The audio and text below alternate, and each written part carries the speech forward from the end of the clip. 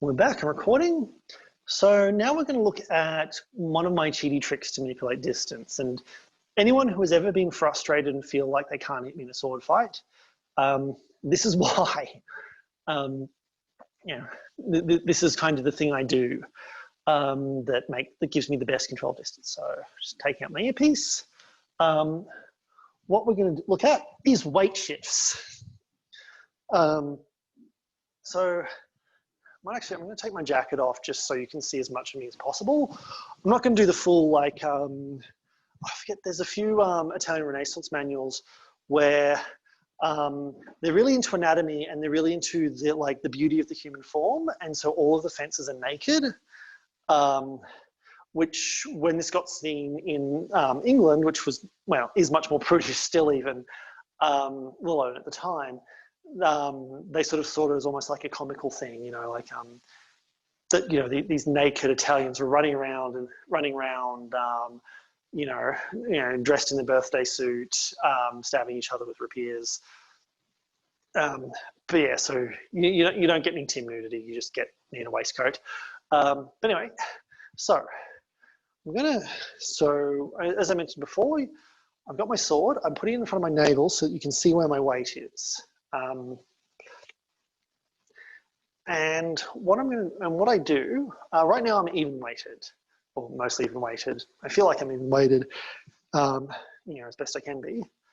What this gives me, but what I do in a sword fight is I'll shift my weight. So now I'm back weighted, now I'm even, now I'm forward weighted. And what this does is it moves where my body is in space, but it doesn't affect my lunge. So just to illustrate a point, if I come to my lunge distance, extend, lunge, and hit, come back to guard. Now, if I move to back weighted, my back foot is still in the same place. My front foot is also in the same place, but that's not materially important for for our discussion really. But because my lunge distance is determined by my back foot, as is my lunge angle, when I go to lunge, I'm still at the same distance. And this is a great tool for messing with people. Because if I start looking like if I move back, I look like I'm further away. I physically am further away if they want to attack me. But my attack range hasn't changed. And the difference in speed between being mid-weighted and back-weighted is pretty negligible. Just make sure that when you extend, you start moving forward. And also, I find this is great if you want to, particularly for feints, if I'm back-weighted, I can move forward to mid-weight, and like my feint looks like a real attack, so it looks like I'm coming forward. But yeah, all I'm doing is this. So what I get you to do, just to get the motion down, is sit. Something I find really helpful is to do this in a mirror, to actually look at where your head is, because you don't want to be bobbing up and down as you do this, because that looks weird and obvious. Because the other dimension to this is if I adjust my height just right, if I do like a little weight shift, I can actually look like I'm not moved that much further away. So if I'm here and I change my weight, I don't necessarily look that much further away as well. So in fact, depending on what you want, you can sit at relatively the same height, maybe move yourself up a little bit to convince your opponent that you're closer than you are, or you can sink down, you can actually get lower. So I can almost kind of squat to make it look like, to make sure my opponent knows I've moved back.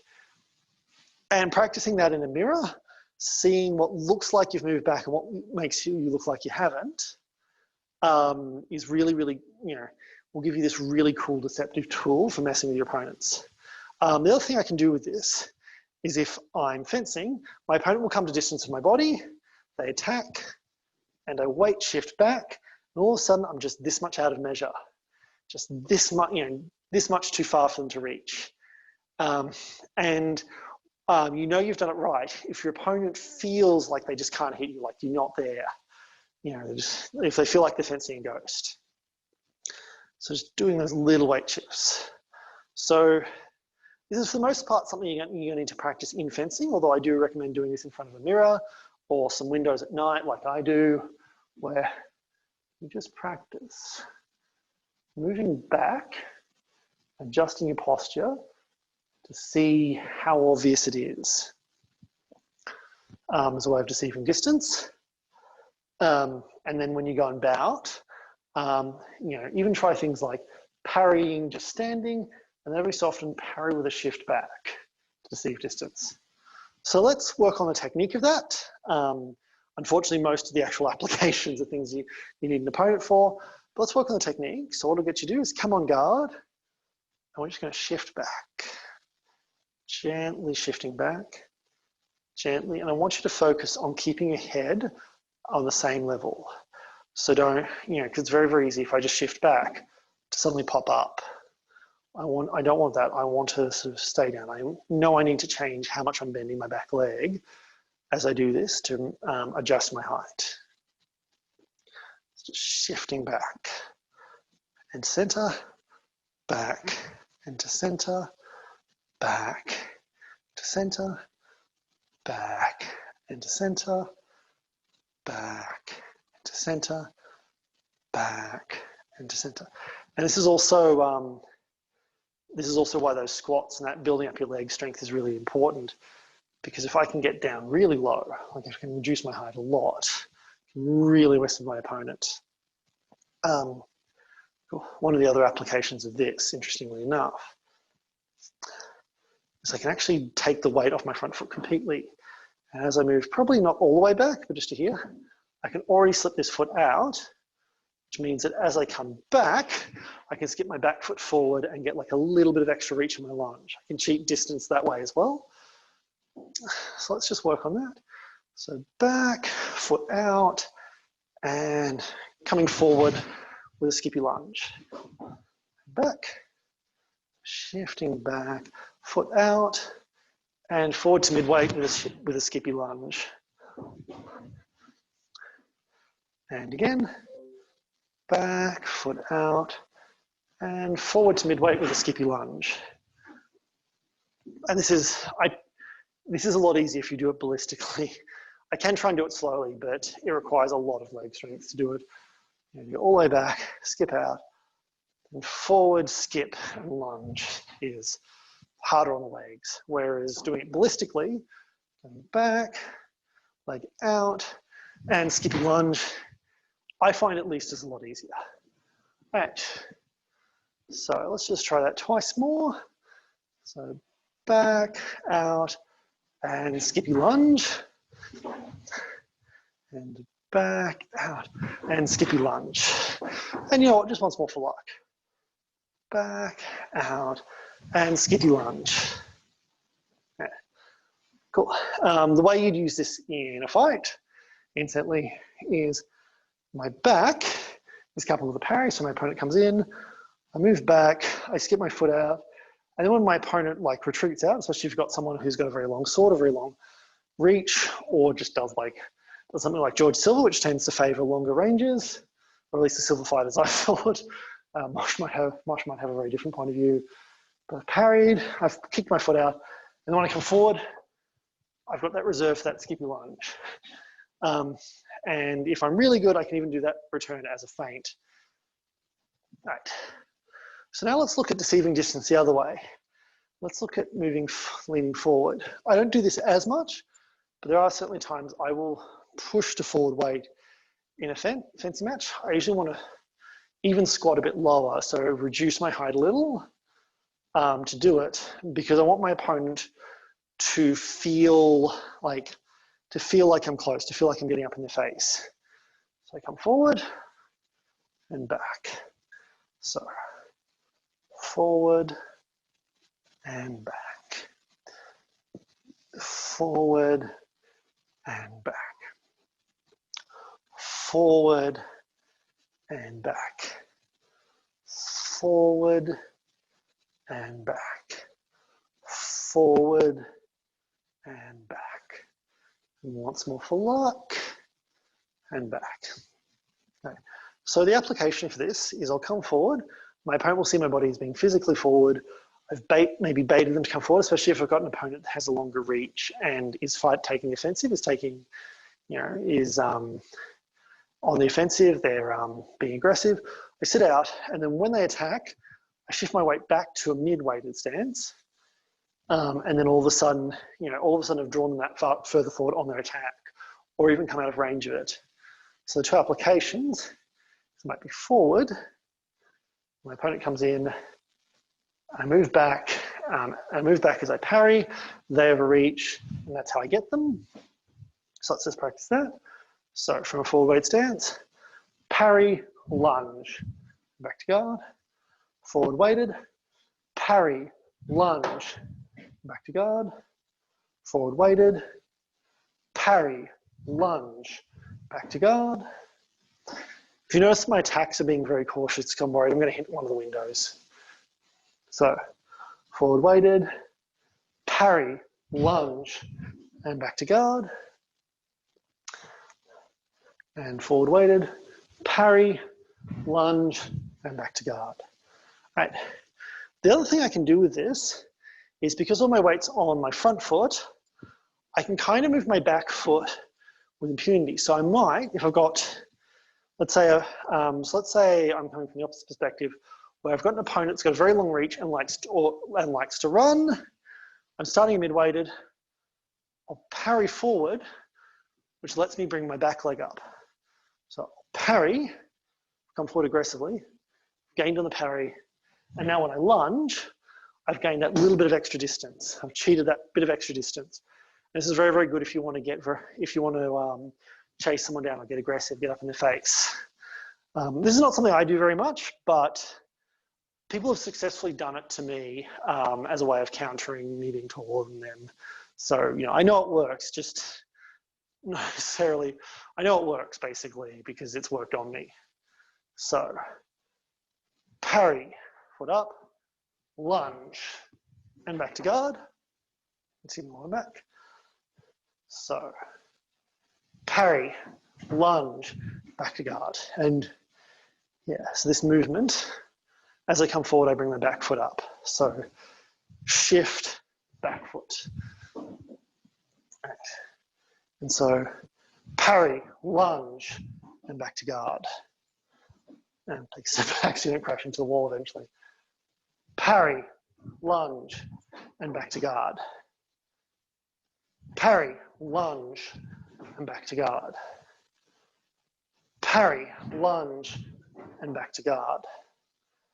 Parry, lunge, and back to guard. Parry, lunge, and back to guard. All right, so those are my weight shifts. That's kind of my my go-to trick if I'm going to deceive distance. Instantly, for a fun fact, while you're thinking of any questions you might ask, I actually got the idea from boxing. Because when I box, I will sit with my head either over this side or over this side. And so that way, when my opponent tries to punch me in the face, I can go a very, very long way, then come around. So yeah, if nothing else, this extols the benefits of cross training, which I recommend. Well, I'd say if you're serious, but I don't think there's anyone who doesn't benefit from cross training. So, are there any questions?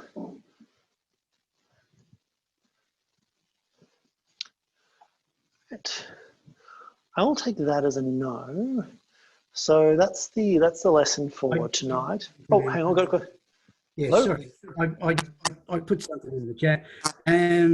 I was just thinking that the diagrams of the recent French sabre that we've been doing struck me as looking like the protagonist has been generally weighted on the back. So it's interesting that it doesn't affect the lunge distance. Yeah, no, well, it's that's something I realized, because I noticed it seems to be a thing with both French and British sources in the early 19th century.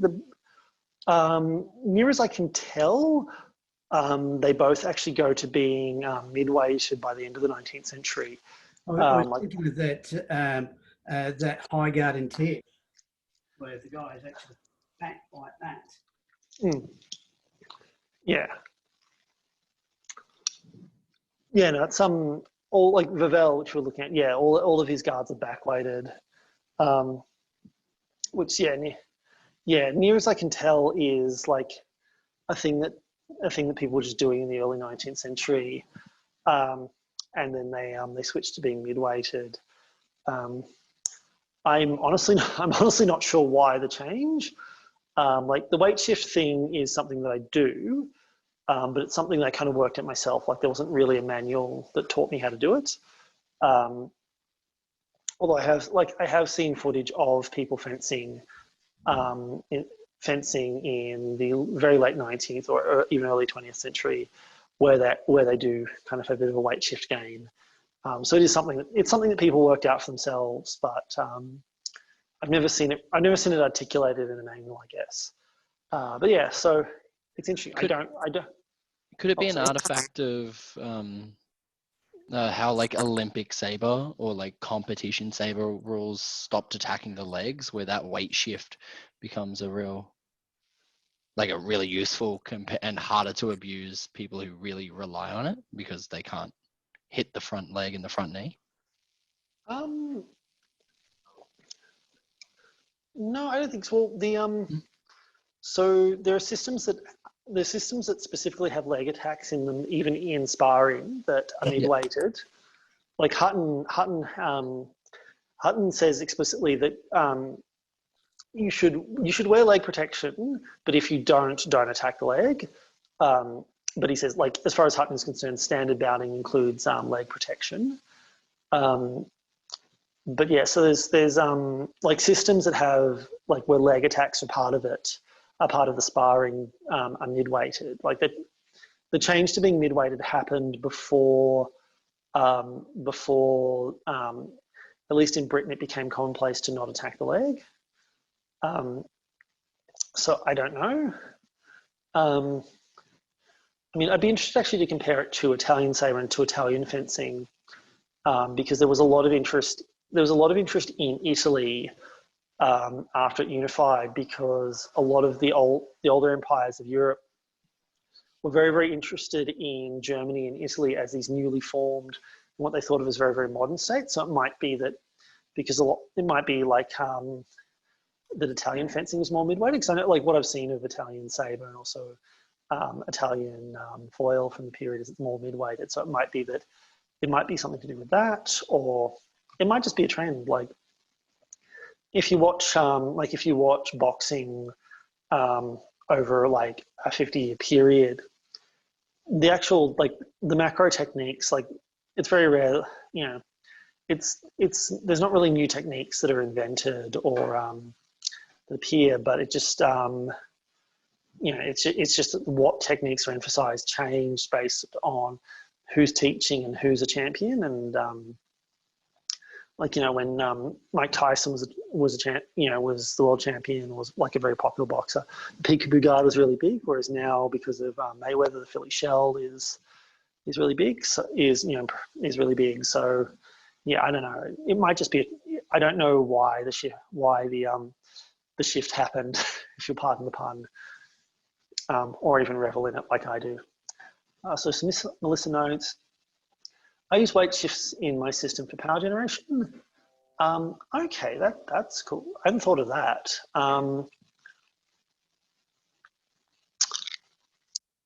The only 19th century martial art that I think does that is actually 19th century boxing,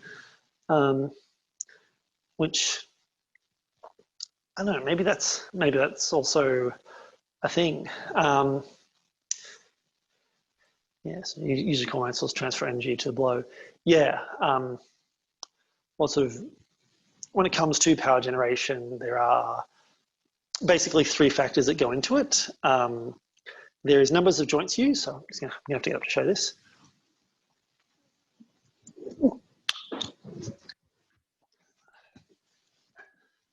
So when you're generating power, first factor is number of joints used. So if I punch with just my arm, it's less powerful than if I bring my shoulder into it, which is less powerful than if I bring my my upper torso into it.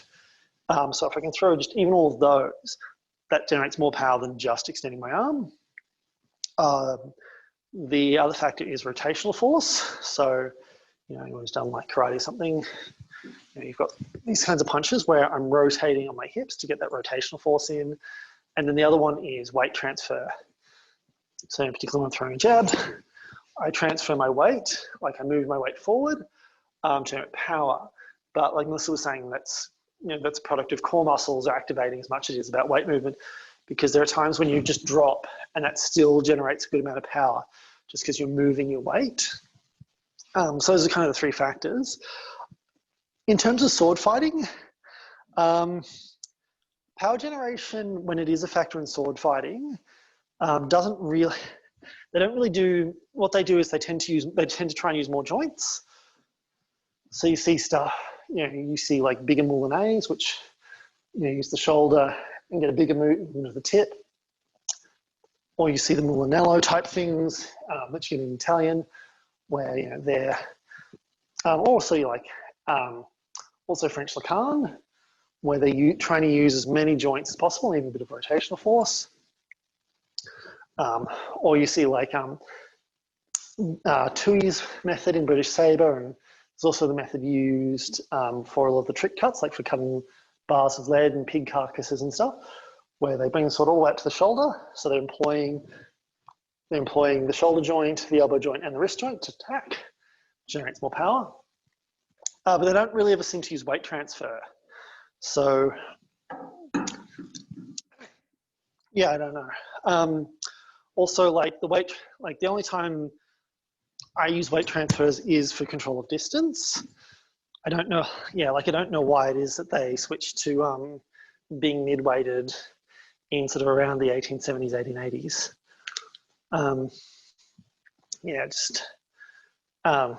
And like one of the things actually that 19th century fencing masters, like particularly people like Hutton, who saw the evolution of fencing over a long period in person and then studied its evolution through manuscripts for even longer, talk about is changing fashions within sword fighting. Whereas as far as Hutton's concerned, the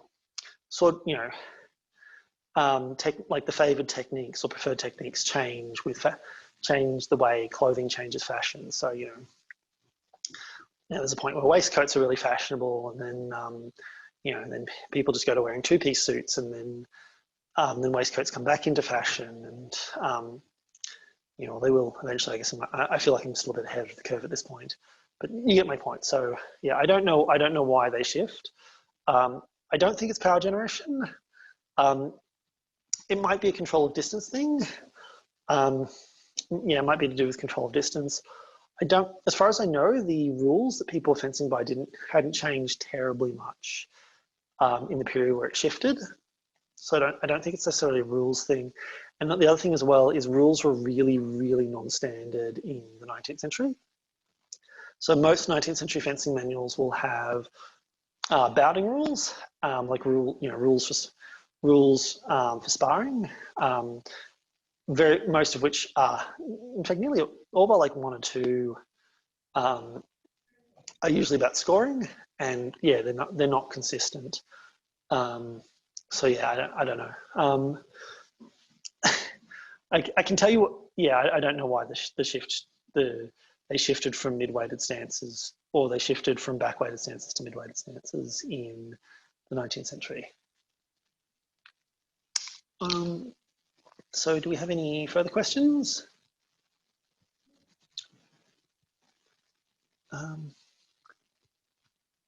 Looks like not. So yeah, that's the last of the lesson. Oh, that's the last section of the lesson. We are hanging around to have a bit of social time afterwards, because a good HEMA club should have should also have a going to the pub. So I've got a bottle of wine inside that I'm going to crack open. You're more than welcome to join me for a drink, and also hang around and kind of meet everyone else. Although we don't record that because I suspect best case scenarios would just be terribly uninteresting to an audience. The other thing as well is because it's hit the point where we're needing to renew a lot of our sort of insurance and affiliations and stuff. And I am dedicated to keeping these lessons free, but I'm going to post a link to the Facebook event where if you wanted to donate completely optionally, and send us a few dollars just to, to pay, basically to pay for insurance and reaffiliation to the Royal Australian Historical Society, that'd be greatly appreciated. So yeah, I'll put that, we've got like a PayPal donation button that I'll pass around. And yeah, I hope to see you all next week. So we're going to be doing something this time every week, something sword related usually, or like history and martial arts. So yeah, hopefully I'll see you again next week. I'm tossing up what to do next week. I'm thinking about doing doing some bayonet if I can get a good simulator worked out, or otherwise I'm going to look at another core skill. I'm going to look at like another core fencing skill. So yeah, I'll see you then. And if you're watching at home and you're not hanging around, have a good one. And if you're here now, hang around and join us for a drink.